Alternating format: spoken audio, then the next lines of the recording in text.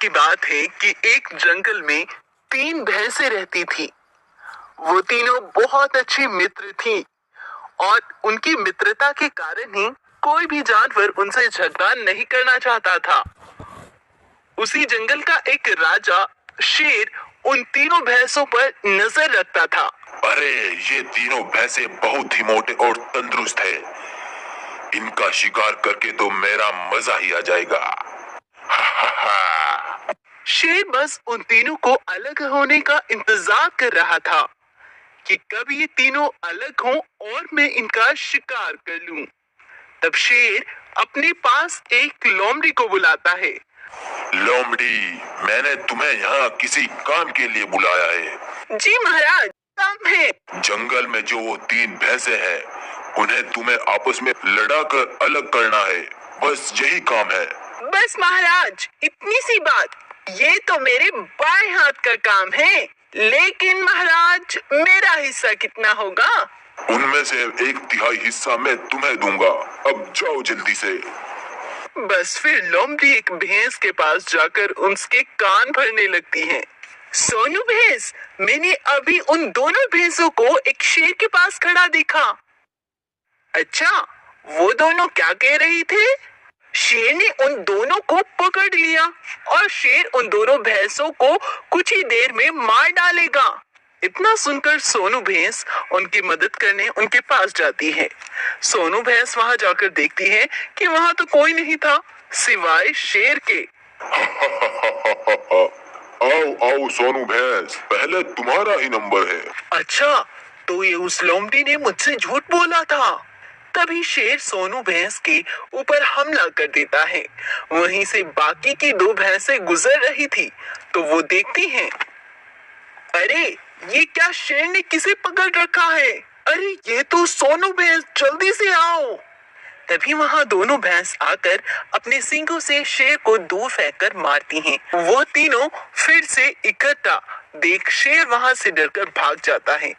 तो बच्चों, पता चला आपको एकता में कितनी ताकत है। अगर आपस में मिलजुल कर रहें तो कोई हमें नुकसान नहीं पहुंचा सकता।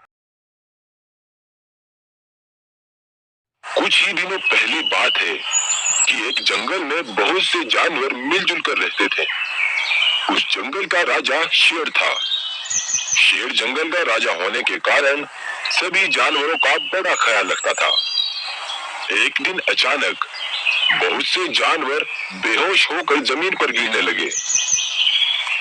किसी को भी समझ नहीं आ रहा था कि आखिर ये क्या हो रहा है। उनमें से कुछ जानवर तो मर चुके थे। बाकी के जानवर ये सब देख महाराजा शेर के पास जाते हैं। उनमें से भालू बोलता है, महाराज, अभी जंगल में सभी जानवर सही सलामत थे, लेकिन अचानक बहुत से जानवर बेहोश होकर जमीन पर गिर गए और उनमें से कुछ जानवरों की तो जान भी चली गई। हमें कुछ समझ नहीं आ रहा कि आखिर ये क्या हो रहा है।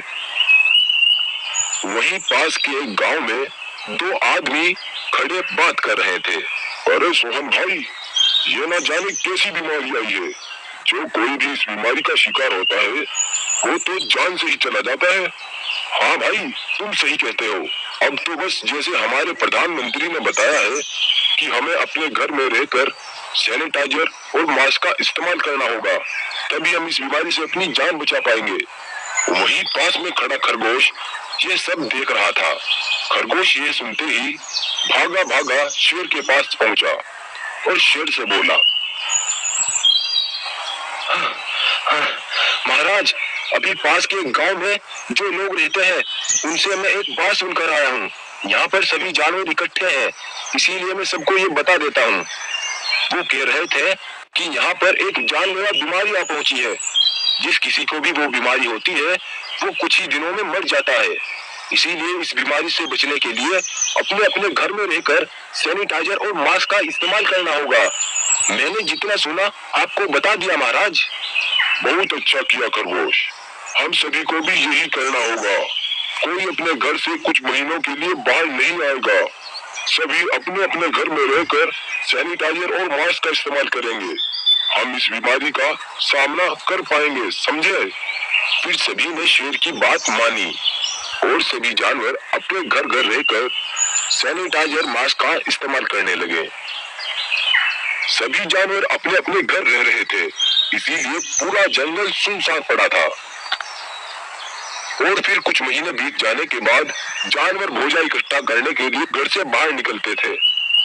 बीमारी पूरी तरह से तो खत्म नहीं हुई थी, लेकिन धीरे धीरे खत्म होती जा रही थी।